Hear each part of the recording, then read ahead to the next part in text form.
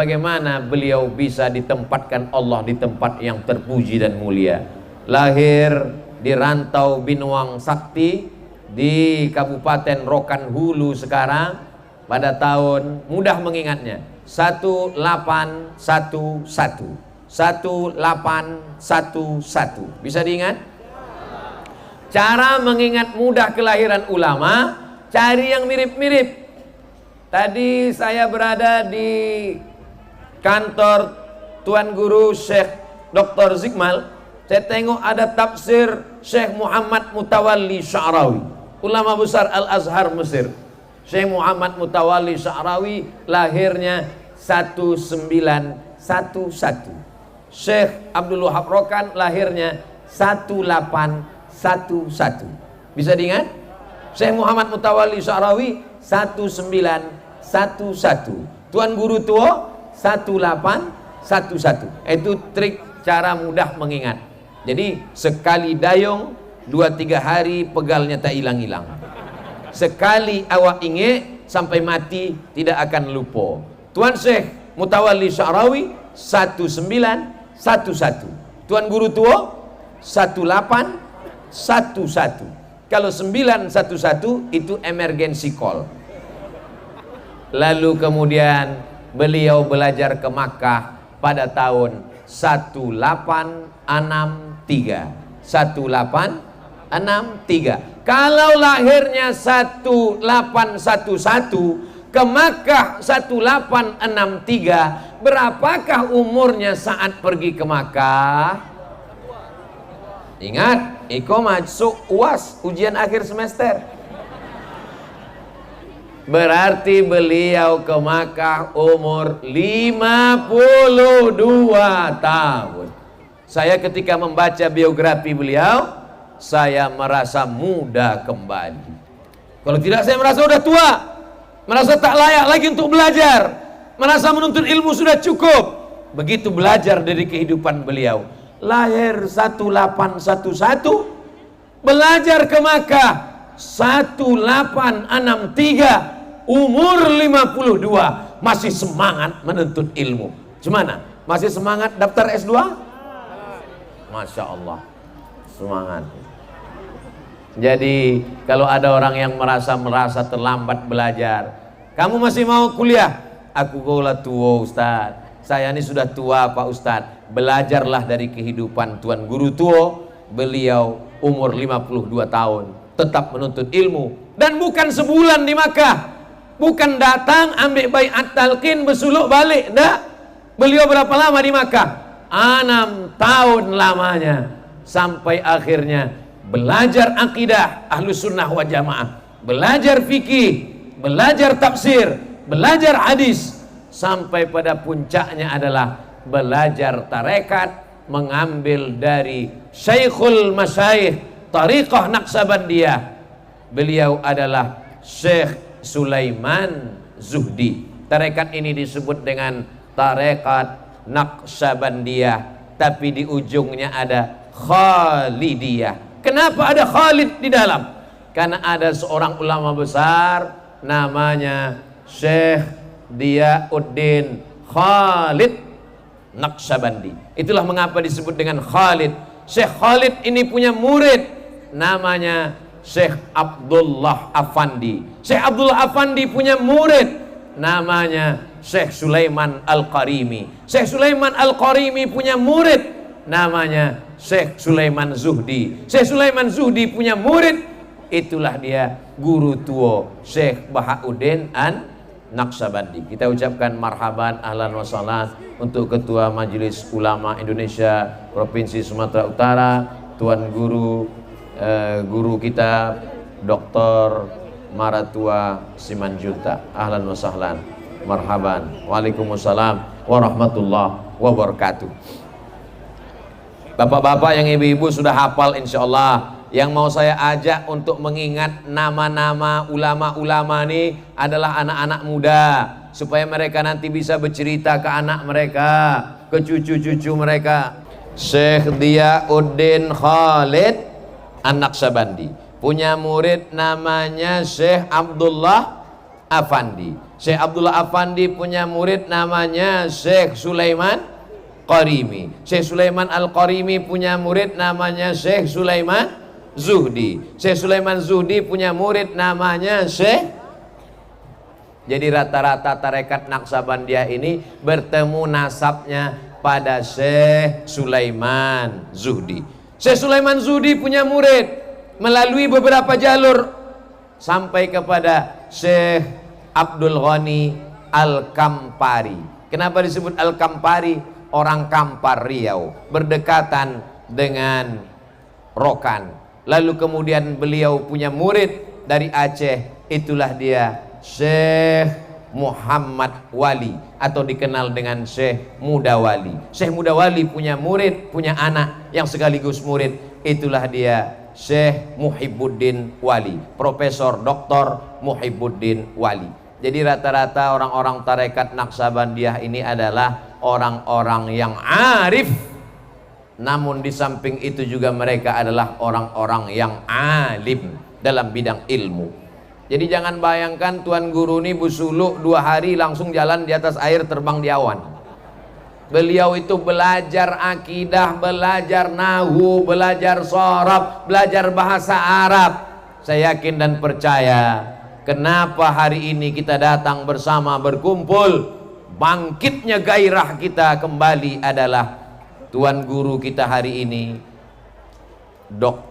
Tuan Guru Dr. Zikmal Fuad MA, S1, S2, S3, dosen, mengajar di Malaysia, tafsir, hadis. Saya mengikuti tausiah-tausiah beliau, syarah hikam, bahasa Arab.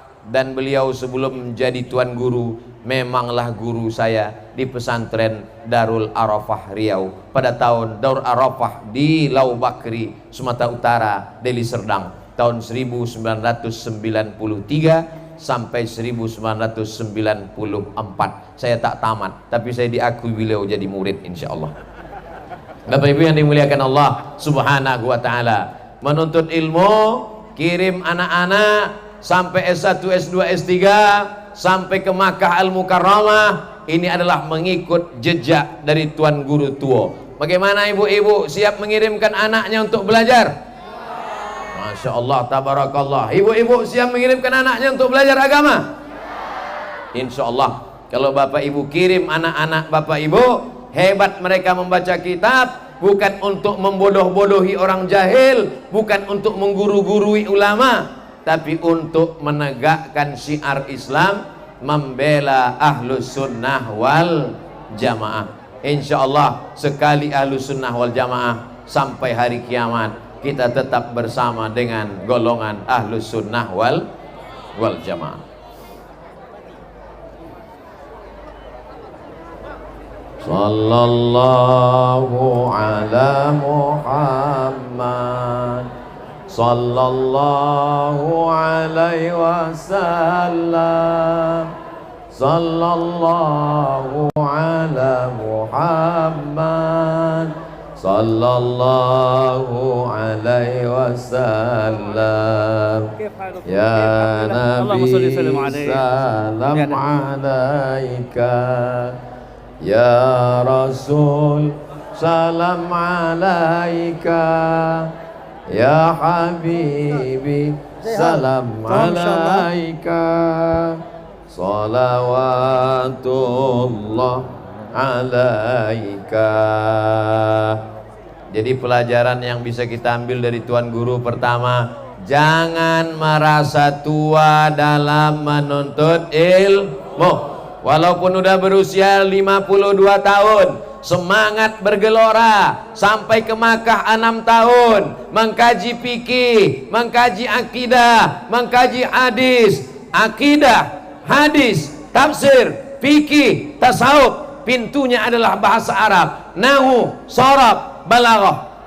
Ini semua saya sampaikan pesan-pesan ini supaya orang jangan menganggap bahwa belajar tasawuf itu tidak perlu kepada ilmu syariat. As-syari'atu bila haqiqatin batilah, syariat tanpa hakikat batil. Wal haqiqatu bila syariatin atilah, hakikat tanpa syariat maka dia akan sia-sia, hampa. Banyak orang sekarang berbaju tasawuf tapi isinya dukun, berbaju tasawuf tapi isinya klinik, berbaju tasawuf tapi sebenarnya orang malas menjalankan syariat.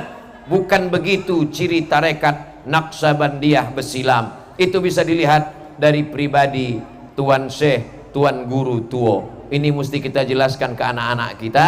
Yang intern di dalam mesti disadarkan, yang ekstern di luar orang mesti diingatkan, supaya dia dengan menganggap tarekat ini adalah aliran sesat, tarekat ini tak peduli kepada syariat, tarekat ini jauh daripada sunnah Rasulullah. Mereka lah yang menghidupkan sunnah-sunnah Rasulullah Sallallahu Alaihi Wasallam. Pelajaran dari kehidupan Tuan Guru Tuo, beliau pulang dari Makkah, sempat ke Dumai, sempat ke Semenanjung Melaya, sempat ke Rokan, dan pada puncaknya adalah 1883. Lahir 1811, ke Makkah 1863, masuk mulai ke negeri ini, ke tanah yang kita sedang berada di atasnya ini 1883. Dalam umur, kalau lahirnya 1811, masuk kemari 1883, berarti beliau memulai hidup di sini berumur 72 tahun. Banyak orang sekarang umur 52 tahun sudah macam-macam, tapi beliau Masya Allah umur 72 tahun memulai kehidupan yang baru, membuka negeri yang Masya Allah, dipejamkannya matanya, nampaknya pintu masuk Masjidil Haram. Pintu masuk Masjidil Haram itu namanya Babus Salam. Orang Melayu susah menyebut Babus Salam. Kau nak kemana? Besilam. Hari ini kita sampai ke Babus Salam. Allahumma antas salam wa minkas salam wa ilaika ya'udus salam fahayyina rabbana bisalam wa adkhilnal jannata daras salam. Masukkan kami ke negeri rumah penuh dengan keselamatan. Tapi tak mungkin bisa masuk ke dalam rumah keselamatan kalau tidak melalui Babus Salam. Tapi jangan cuma berhenti di Babus Salam tak masuk-masuk. Jangan jadi orang dekat dengan Babus Salam, tinggal di Langkat macam ayam mati di lumbung padi. Kau dari mana? Saya orang Langkat. Kau dari mana? Saya orang Stabat. Kau dari mana? Saya orang Tanjung Pura. Tahu Besilam? Oh, tahu saya. Udah mengambil baiat tarikat. Udah pernah bersuluk. Ayam mati di lumbung padi. Dulu orang tahu Langkat ini adalah negerinya wali-wali Allah. Dulu orang tahunya negeri ini adalah tempatnya orang-orang keramat. Sekarang lewat kita di Binjai, langsung terbayang tiang-tiang batang-batang pisang kena tinju. Jangan sampai gara-gara viral anak-anak muda TikTok ini menghilangkan sejarah masa lalu orang-orang tua kita. Ini gambar-gambar saya di Besilam ini akan diupload di Instagram Ustadz Abdul Somad yang viewernya sudah hampir 7 juta itu. Maksud saya, jangan tepuk tangan dulu. Maksud saya yang belum follow lah. Tuan Guru Tuo tak perlu viral di dunia, namanya sudah mulia di langit. Tapi kita sebagai orang yang menjaga warisan kebangsaan dan keagamaan, wajib menyampaikan ini ke anak cucu kita. Kalau tidak, mereka tidak tahu sejarah bangsanya. Halaka mru'un lam ya'rif qadrahu. Orang celaka adalah orang yang tak tahu jati bangsanya. Kalau anak-anak kita generasi akan datang ini tidak diajarkan tentang Tuan Guru, mereka lebih kenal Naruto, mereka lebih kenal Upin Ipin, mereka lebih kenal Godzilla dan Transformer. Ternyata Ustadz Somad pun nonton juga rupanya. Mau tak mau anak kita nonton, paksa kita ikut juga. Kita robah channelnya, dia menangis. Kenalkan para alim, para ulama. Saya menantang anak-anak muda dimanapun berada, kalian buat video pendek, kalian buat film-film, kalian buat animasi, kenalkan serial wali-wali Allah supaya sesuai dengan bahasa anak muda, bilisani qaumihi. Saya mengajak anak-anak muda dimanapun berada. Banyak orang berpemahaman bahwa bersuluk ini hanya untuk orang yang sudah tua diintai-intai malaikat maut. Padahal justru suluk ini adalah untuk orang-orang yang masih kerja di kantor, bersemangat. Kepala dinas, kepala badan, kepala kantor kalau bersuluk dia, insya Allah dia akan jujur dan amanah, betul? Maka tugas Pak Kapolda jadi ringan, tugas Panglima jadi ringan. Kenapa? Karena orang bersuluk itu mutu qabla anta mutu, mati sebelum mati. Digulung dia pakai kain kapan, ditalkinkan ke telinganya sebelah kanan, la ilaha illallah, putus sudah. Tak ada takutnya lagi, tak ada cemasnya lagi. Begitulah dia diputuskan, mati sebelum mati. Apa kerja mereka selama bersuluk itu Pak Ustadz? Dulu Ustadz Tengku Zulkarnain pernah disoal orang tentang tarekat Naksabandia. Ustadz Tengku, ya, kenapa orang bersuluk itu pakai kelambu? Ustadz Tengku menjawab simpel aja, karena banyak nyamuk, kata dia. Dan diam orang. Orang yang sedang berada di dalam kelambu petak itu sama macam sedang berada di dalam liang lahat. Setelah dia digulung pakai kain kapan, ditalkin ke telinganya, maka dia masuk ke dalam liang lahat. Kiri tanah, kanan tanah, muka tanah, belakang tanah, atas tanah, bawah tanah. Duduk. Lalu kemudian apa yang terjadi? Tak ada. Itu yang diungkapkan orang sekarang. Ma fi qalbi ghairullah. Allah, Allah, Allah, Allah, Allah, Allah, Allah, Allah, Allah, Allah. Tak bersuara, tak berbunyi, tak bergerak lidah. Bagaimana caranya Pak Ustaz? Macam mana mau mengajarkan dulu tak ikut talqin? Jadi kalau ada polisi, ada tentara, ada pejabat, ada ASN, ada security, ada Satpol PP, bersuluk dia, insya Allah setelah keluar itu dia akan menjadi lebih lurus, menjadi lebih bersih, menjadi lebih istiqomah. Saya kebetulan dari Pekanbaru mau ke Pasir Pangarayan, sampai di sorga. Di Rokan Hulu itu ada sorga, Surau Gading. Sampai di sorga Surau Gading, jumpa sama kelipah-kelipah. Saya tanya, Tuan kelipah nak ke mana? Aku nak ke pasir. Ayolah sama aku. Yo.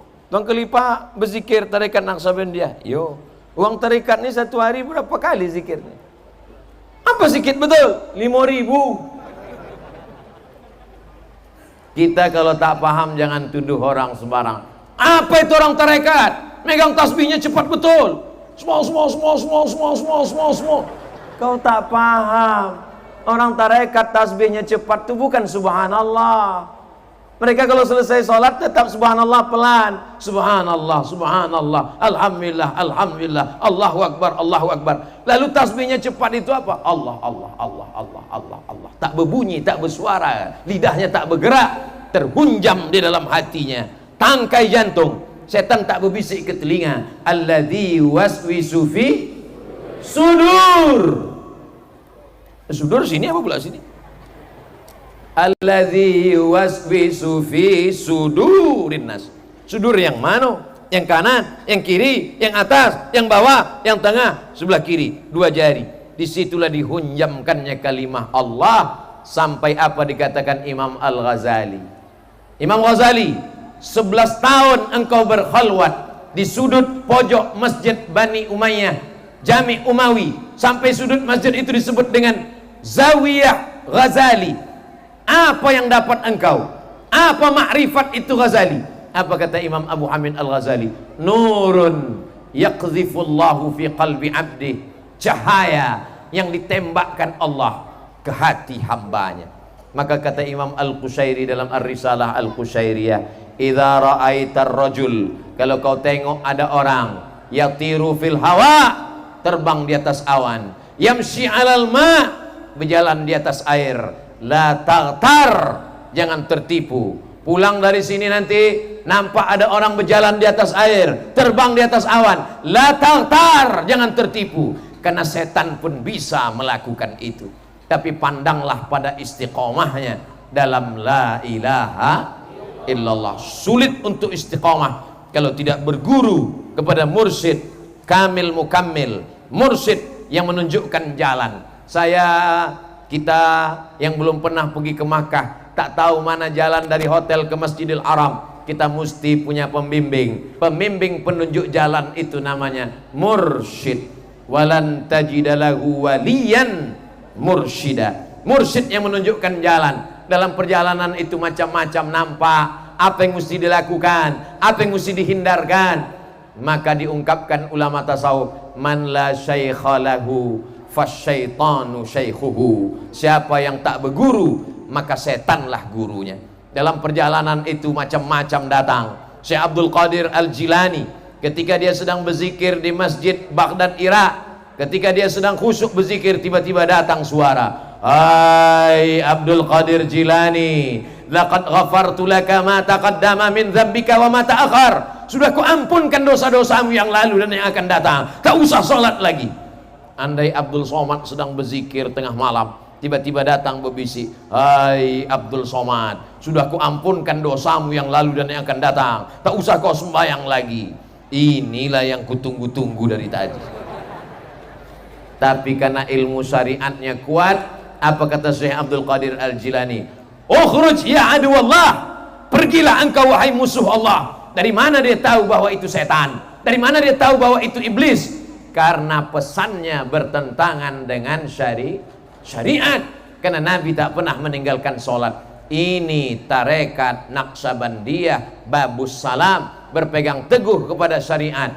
Maka sampai hari kiamat dijaga Allah, diperhatikan, turun rahmat dan barakah Allah Subhanahu wa taala. Allahumma ya Allah, berikan rahmat, madad, barakah kepada kami semua yang hadir di majlis yang mulia ini insyaallah. Amin ya rabbal alamin.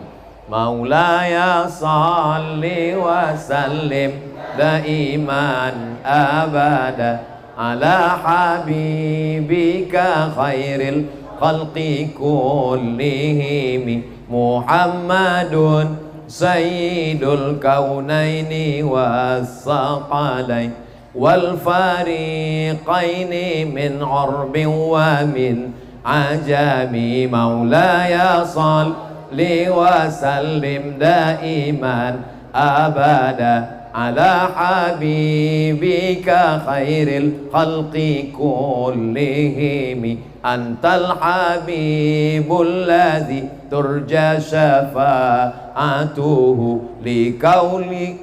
likulli haulim minal ahwali muqtahimi.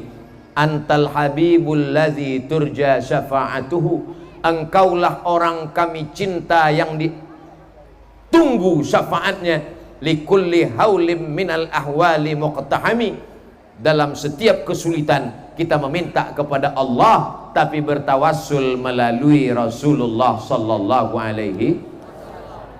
Kenapa orang bertawassul dengan Syekh Abdul Qadir Al-Jilani? Kenapa orang bertawassul dengan Syekh Ahmad Ar-Rifai? Kenapa orang bertawassul dengan Sayyidi Ahmad Al-Badawi? Kenapa orang bertawassul dengan Syekh Abdul Hasan Asy-Syazili? Kenapa orang bertawassul dengan Syekh Abdul Wahab Rokan? Kenapa orang bertawassul dengan Tuan Guru Tua? Dijawab oleh Syekh Yusuf dalam kitab Al-Mawsu'ah Al-Yusufiyah fi Adillatis Sufiyah. Kita bertawassul kepada Allah, menyebut nama orang-orang soleh karena kedudukan mereka yang mulia, karena amal soleh mulia. Kita tak sanggup. Tawassul itu saya tak paham tawassul itu Pak Ustaz. Begini contoh tawassul. Ada orang Langkat menelpon Ustadz Somad minta jadwal. Assalamualaikum. Waalaikumsalam. Betul nih nomor Ustadz Somad? Betul. Bisa Ustadz ceramah di Langkat? Mohon maaf jadwal saya penuh. Ini permintaan dari Tuan Guru Besilam. Oh insya Allah ada. Nah, itu namanya tawassul. Tapi jangan dicoba. Bapak Ibu yang dimuliakan Allah Subhanahu wa taala, kita memintanya kepada Allah. Sekarang orang menuduh itu orang tarikat itu bertawassul, minta kepada manusia. Bahkan mereka mengejek kuburiyun, menyembah kubur. Ini orang yang jahil tapi tak tahu dia pada jahilnya, menikmati kejahilan. Tidak ada orang Islam yang meminta kepada kubur. Iyyaka na'budu wa iyyaka nasta'in. tapi kita meminta kepada Allah. Allahumma inna natawassalu ilaika bijahi nabika Muhammad sallallahu alaihi wasallam wa bijahi Syekh Abdul Qadir Al-Jilani wa bi karamati Syekh Abdul Wahab Rokan wa bijahi Syekh Bahauddin Naqsabandi wa bijahi ahli silsilatit tariqah An-Naqsabandiyah. Kami memohon kepada Engkau ya Allah, barokat kemuliaan para tuan-tuan guru, jadikanlah anakku ini soleh, selamatkanlah suamiku dari dilarikan pelakor. Ini penting bagi ibu-ibu nih, karena dia khawatir, dia takut, dia cemas, dia ngeri, dia galau. Nampaknya ibu senyum tapi hati cemas, betul? Bertawassul kepada Allah, bacakan Al-Fatihah, Al-Fatihah kepada Rasulullah, Fatihah kepada Syekh Abdul Wahab Rokan, Fatihah kepada mursyid-mursyid. Setelah itu ya Allah, barokat tuan-tuan guru, barokat surat Al-Fatihah, selamatkan anakku, selamatkan suamiku, selamatkan kami. Allah menurunkan rahmatnya. Begitu kata ahli hadis dari Maroko, namanya Syekh Abdullah bin Siddiq Al-Ghumari, dalam kitabnya tentang tawassul dengan nabi dan wali-wali yang soleh. Jadi apa yang kita lakukan hari ini, kalau disalahkan, dibid'ahkan orang, kalau tahu kita jalan, insya Allah la yadurrukum man dhalla idza tadaitum. Kalau kau tahu jalan, insya Allah tak ada yang bisa membuat kau sesat. Orang Medan tahu jalan Kuala Namu, mendarat pesawat di airport, naik taksi. Super taksi mulai bermain-main, berbelok. Dia tahu jalan, dia kasih tahu, super taksi jangan macam-macam. Tapi kalau dia tak jauh jalan, dibawanya berputar sampai ke Tanjung Balai Asahan, baru dibelokkannya balik ke Langkat. Jauh betul nih, jalan baru pak. Jamaah yang dimuliakan Allah SWT, itulah maka kita mesti tahu dalil. Kalau tidak, kita akan disalahkan orang, kita akan dibid'ahkan orang. Tuan guru tak perlu kepada dalil-dalil kita, tapi kita sebagai orang awam perlu membela. Semangat untuk tabligh akbar pengajian bagus, semangat untuk acara bagus, tapi semangat membaca kitab untuk membela ajaran-ajaran ulama salafus soleh, membela tarekat Naqsabandiyah, membela amalan-amalan nenek moyang kita. Banyak orang menganggap, wah ini adalah mengikut tradisi saja, tak ada dalilnya. Padahal mereka yang belum sampai kajinya ke situ, pikniknya kurang jauh, bacaannya kurang panjang, merenungnya kurang lama. Maka kalau dipelajari dengan baik dan seksama dari buku para alim dan ulama, insya Allah selamatlah kita dalam 3 hal: akidahnya Asy'ari, fikihnya Syafi'i, tasawufnya Sunni, Imam Junaid Al-Baghdadi dan Imam Abu Hamid Al-Ghazali. Apa kata pesan Tuan Guru Tua? Bersuluklah kalian dengan Naqsabandiyah atau Syaziliyah supaya sama kalian dengan aku. Insya Allah amalan kita Naqsabandiyah, begitu tegak bendera di padang mahsyar nanti, bersamalah kita dengan beliau menghadap Allah Subhanahu wa taala. Kita semua akan mendapatkan syafaat Nabi pasti. Masya Allah, tabarakallah. Pak Gubernur sudah di Tanjung Pura, mohon ceramahnya ditambah sampai dia sampai.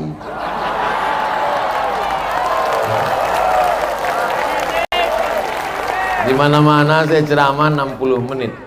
Baru inilah ceramah menunggu gubernur sampai. Bahan awak ulah habis pula. Bapak Ibu yang dimuliakan Allah Subhanahu wa taala. Mengapa kita mesti berguru, bermursyid? Ditanyakan kepada Syekh Ali Jum'ah, mufti Mesir. Apa kata Syekh Ali Jum'ah? Ya ayyuhalladzina amanu taqullah. Hai orang-orang yang beriman, bertakwalah kepada Allah. Wa kunu ma'as shadiqin. Hendaklah kamu bersama dengan orang yang benar. Ya ayyuhalladzina amanu, beriman. Ittaqullah, bertakwa. Tak cukup hanya 2, mesti tambah 1 lagi. Wa kunu ma'as shadiqin. Hendaklah kamu bersama dengan orang yang benar. Itulah dalil bermursyid. Kau sudah tobat? Sudah Pak Ustadz. Dulu kau mabuk, sakau, pakai narkoba, ngisap ganja. Betul Pak Ustadz. Dulu kau minum khamar, ya. Sekarang minum apa? Air mineral Pak Ustadz. Udah sehat, udah. Bergurunya kemana? Baca Quran sendiri, baca hadis sendiri, belajar sendiri, baca sendiri, nyasar sendiri, sesat sendiri. Mesti berguru, mesti bermursyid. Kalau tidak kita tak akan tahu jalan. Jangankan masalah berzikir, jangankan masalah bertarekat, membaca Quran pun kalau tak berguru. Dari mana kita tahu bunyi nun mati bertemu dengan qaf? Min.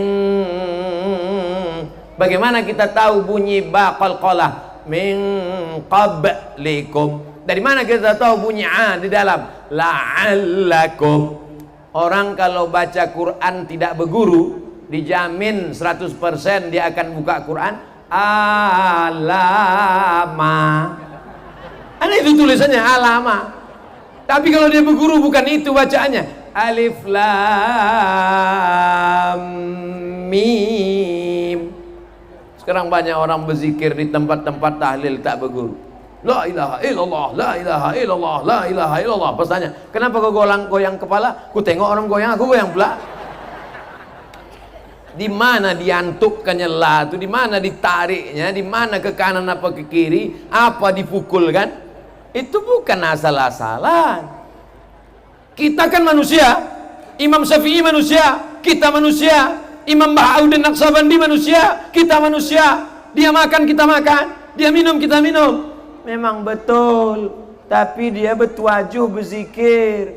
Kita sekarang asik main handphone. Di mana datangnya kemuliaan yang dititipkan Allah Subhanahu wa taala? Maka tidak ada jalan lain kecuali berguru. Alhamdulillah, dijamin dari mulai awal Tuan Guru Tuo sampai yang sekarang yang ke-13. Betul? Sejalan berjalan. Di tempat-tempat lain banyak yang bubar, hilang. Ustaz Somad ini dulu rumah suluk, sekarang udah jadi apa? Sarang walet. Ustaz Somad ini dulu tempat Tuan Guru, sekarang mana? Tak ada lagi yang belajar agama, tak lagi. Tapi di Besilam barokah doa sampai hari kiamat masih akan terus berganti silih berganti. Di zaman ini ada masanya, di masa akan datang ada lagi tokohnya. Sampai hari kiamat anak cucu kita akan terjamin insyaallah. Amin. 20, 30, 40, 50 tahun akan datang, anak cucu Abdul Somad datang kemari berziarah. Apa kata mereka? Ayah kami dulu datang kemari. Berjumpa pula dia dengan Tuan Guru pada zamannya, pada masanya. Sebagaimana ibu saya dulu datang kemari, berjumpa dengan Tuan Guru Syekh Fakih Tambah. Sekarang saya datang kemari, dulu berjumpa dengan Tuan Guru Syekh Hashim Al-Syarwani tahun 2018. Hari ini tahun 2022 berjumpa dengan Tuan Guru Syekh Dr. Zikmal Fuad MA. Maka tidak pernah kosong dunia ini dari orang-orang baik. Sekarang banyak orang mengatakan dunia ini udah hancur Pak Ustadz, isinya setan semua Pak Ustadz. Kalau yang dicari setan ya jumpa setan lah. Kalau yang dicari wali Allah, dicari orang baik, insya Allah berjumpa dengan orang baik. Saya ini jahat nih karena hidup zaman sekarang Pak Ustadz. Kalau saya hidup zaman Nabi dulu pasti baik. Belum tentu juga. Orang macam kau ini kalau hidup zaman Nabi mungkin sama geng Abu Lahab. Bapak Ibu yang dimuliakan Allah SWT, datang cari orang baik. Wa allaw istaqamu ala tariqati, orang yang istiqamah di dalam tariqat ini, la asqainahum ma'an ghadaqa, kami akan memberikan mereka limpahan air kemuliaan tak putus sampai hari kiamat.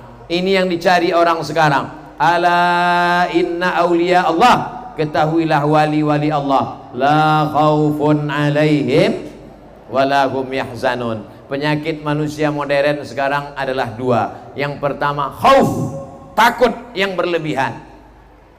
Takut tak lulus sekolah, sudah lulus takut tak bisa kuliah, sudah kuliah takut tak bisa kerja, sudah kerja takut tak bisa berbini, udah berbini takut tak bisa punya anak, udah punya anak takut tak bisa berbini sekali lagi, meninggal. Ibu mau marah aja. Apa maknanya?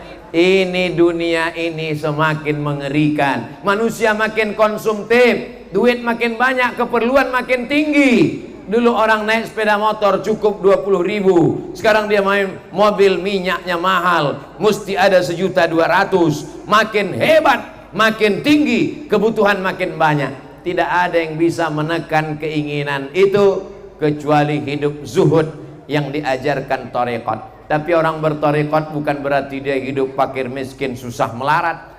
Kalau ada orang mengatakan tarekat ini hanya menghambat kemajuan negara, orang bertarekat ini hanya mengajarkan miskin berpangku tangan, datang kau ke Besilam, tengok bangunannya yang megah, tengok rumah yang cantik. Inilah tasawuf, dunianya dapat, akhiratnya dapat. Rabbana atina fid dunya hasanah wa fil akhirati hasanah. Suatu ketika Imam Abul Hasan Asy-Syadzili naik kuda yang gagah perkasa, bajunya bagus, berjumpa dengan orang kafir. Apa kata orang kafir? Syadzili, kenapa kau pakai baju mewah? Kenapa kau pakai kereta mewah? Dunia ini kan penjara, dunia ini kan hina. Apa kata Imam Abul Hasan Asy-Syadzili? Sehina-hinanya aku di dunia, kudaku mahal, bajuku bagus. Sehina-hinanya engkau di akhirat, lebih hina daripada kudaku nih nanti. Artinya apa? Silakan punya mobil yang bagus, tapi jangan sampai kredit melilit batang leher. Silakan punya rumah yang bagus, tapi jangan terlalu sayang sampai takut mati. Karena kita menjalani hidup di dunia, maka kita berjalan sesuai dengan keadaan yang ada di dunia. Begitu Tuan Guru mengajarkan. Beliau punya rumah, Ustaz Somad, tuan rumah, guru dulu membangun rumah kayu panjang besar.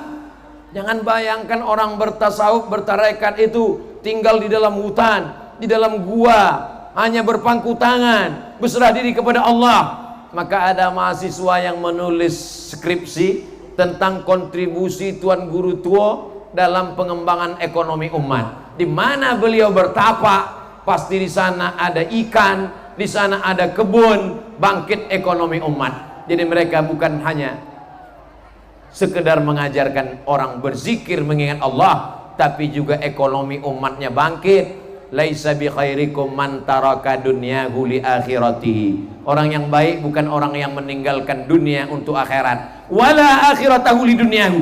Orang yang baik bukan orang yang meninggalkan akhirat untuk dunia.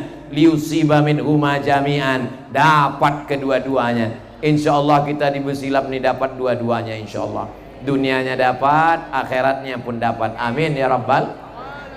Tasawuf diambil dari kata sofa. Sofa artinya suci.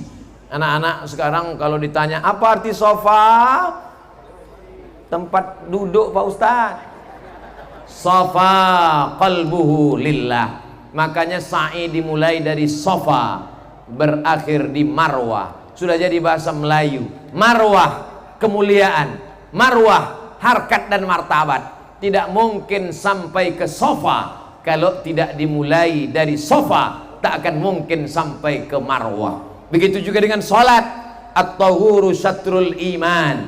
Suci, bersih adalah setengah daripada iman. Karena orang tidak sah salatnya kalau tidak berwudu. Tak sanggup berwudu, bertayamum. Yang paling bagus mandi. Tak bisa mandi, wudu. Tak kuat wudu, tayamum. Tayamum pun tak bisa, mati aja lah. Suci, bersih. Orang fikih melihat kainnya suci, orang fikih menengok badannya suci, orang fikih menengok tempat sholatnya suci. Orang tasawuf lebih dalam daripada itu, menengok hatinya suci. Itulah yang disebut dengan takhalli. Takhalli, kosongkan hati dari hasad, dengki, busuk hati, sum'ah, angkuh, sombong, kibir, merasa besar, merasa diri hebat, merasa diri mulia.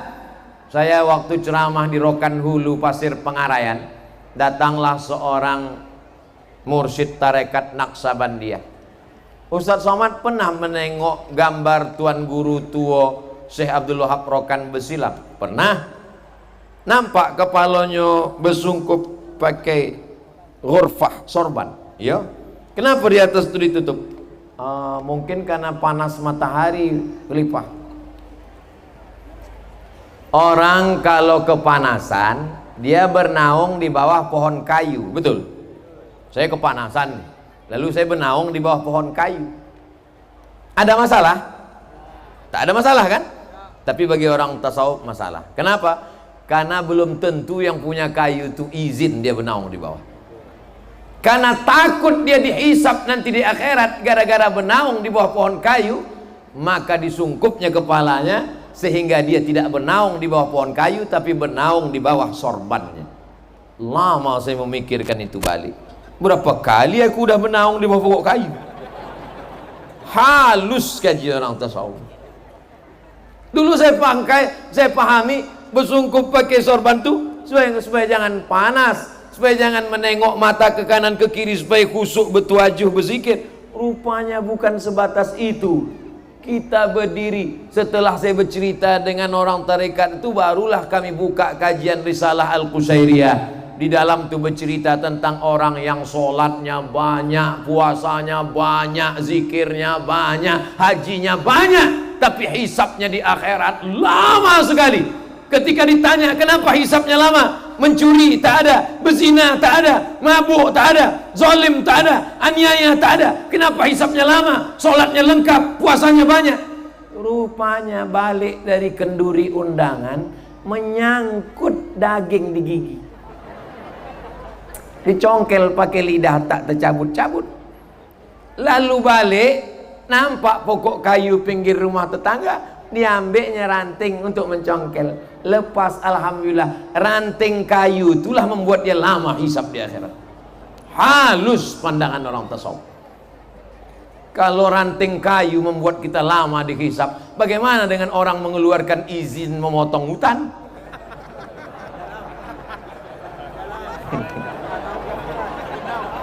Jadi kalau pejabat, orang punya kekuasaan, ikut tarekat, bersuluk dan bertasawuf, kira-kira makin baik atau makin bagus Indonesia? Makin bagus. Takut dia menganiaya orang, takut dia menzolimi orang. Tapi Ustadz, beberapa karomah Tuan Guru itu tak masuk akal Pak Ustadz. Mana yang tak masuk akal? Ketika Tuan Guru sedang bertuajuh, tiba-tiba bajunya ada bercak darah. Tak lama sesudah itu datang Belanda melapor. Rupanya mereka memoto nampak Tuan Guru ikut perang dengan orang Aceh melawan Belanda. Padahal dia bertuajuh di rumah suluk tarekat Naqsabandiyah Bersilam. Apa maknanya? Ini tak masuk akal. Oh, jadi kalau Tuan Guru bertuajuh di sini tak bisa dia ikut perang di Aceh? Mana bisa? Jadi ketika sahabat Nabi pulang dari Nahawan sampai ke Madinah, apa kata sahabat Nabi? Waktu kami sedang dikejar musuh, tiba-tiba nampak kami Umar bin Khattab. Apa kata Umar? Ya Sariyah Jabal, ya Sariyah Jabal, hai pasukan perang, bersembunyilah kalian di balik bukit. Waktu itu Umar bin Khattab sedang khutbah di kota Al-Madinah Al-Munawwarah, dan sedang khutbah itu dia berkata, tiba-tiba lain bunyi khutbahnya, ya Sariyah Jabal, hai pasukan, bersembunyi di balik bukit. Berkata dia di Madinah, didengar oleh orang di Nahawan. Kenapa bisa pada Umar bin Khattab? Kenapa tak bisa pada hamba Allah yang lain? Umar bin Khattab bukan Nabi, ini wali Allah, sama-sama wali Allah. Yang satu hidup di zaman Rasulullah, yang satu hidup setelah zaman Rasulullah. Bukankah setiap zaman ini ada wali-wali Allah? Maka bagi orang yang mengaji, tak sulit bagi dia. Apakah mungkin Ustadz Abdul Somad di Riau tiba-tiba ditengok orang di Bersilam, dan sekarang di Bersilam bisa ditengok orang di Pekanbaru? Bisa. Tapi bukan karomah namanya. Apa namanya? Aplikasi Zoom. Jamaah yang dimuliakan Allah Subhanahu wa ta'ala. Jadi kalau ada orang meragukan, tapi dengan syarat dia mau mencari dan mencari, membaca, insya Allah dia akan menemukan dalil-dalilnya. Nampaknya Pak Gubernur tak juga sampai. Awak ceramah udah 90 menit. Jamaah yang dimuliakan Allah Subhanahu wa ta'ala, ini ada cawan gelas. Gelas ini bekas bapak-bapak nonton bola malam, dia merokok, abu rokok dimasukkannya ke gelas. Mau ngambil asbak di dapur takut hantu. Habis nonton film KKN, ngerokok dia, dimasukkannya ke dalam asbak, masukkannya ke dalam gelas cawan. Tak lama sesudah itu datang orang mengambilkan air zam-zam, dituangkan air zam-zam ke dalam gelas berisi puntung rokok. Bisa air zam-zam diminum? Salahkah air Zam-Zam? Yang salah siapa? Yang salah adalah cawannya. Kenapa tak dibersihkan dulu? Begitulah zikir diisikan ke dalam hati yang kotor. Zikirnya tak salah. Saya ini kenapa Pak Ustadz berzikir rajin? Tapi kenapa? Karena belum kau bersihkan cawannya. Bersihkan cawannya, cuci bersih. Setelah itu tuangkan air Zam-Zam. Begitu diminum, Masya Allah. Gimana rasanya Pak Ustadz? Rasa sabun.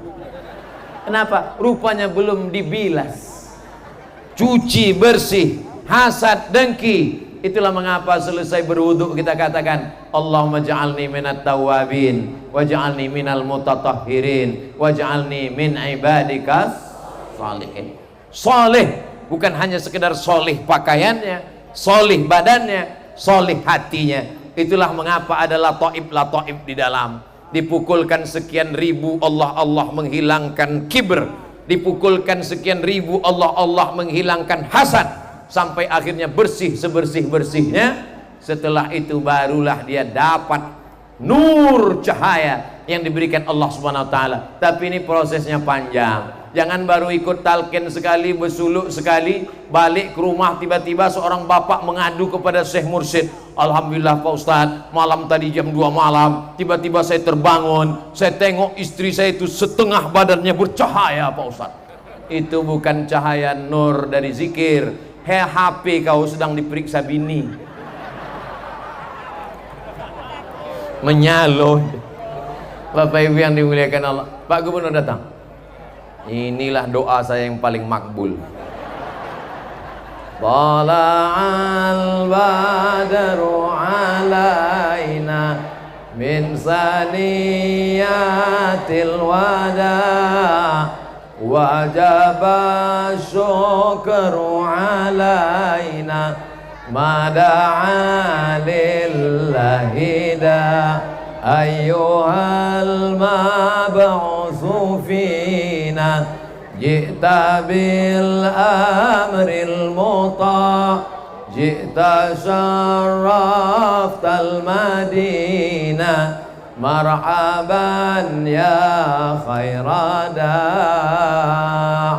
tala'al badru alaina min saniyatil wada wajaba syukru alaina mada'a lillahi da ayyuhal mab'utsu fina ji'ta bil amril muta' ji'ta syarraftal madinah marhaban ya khairada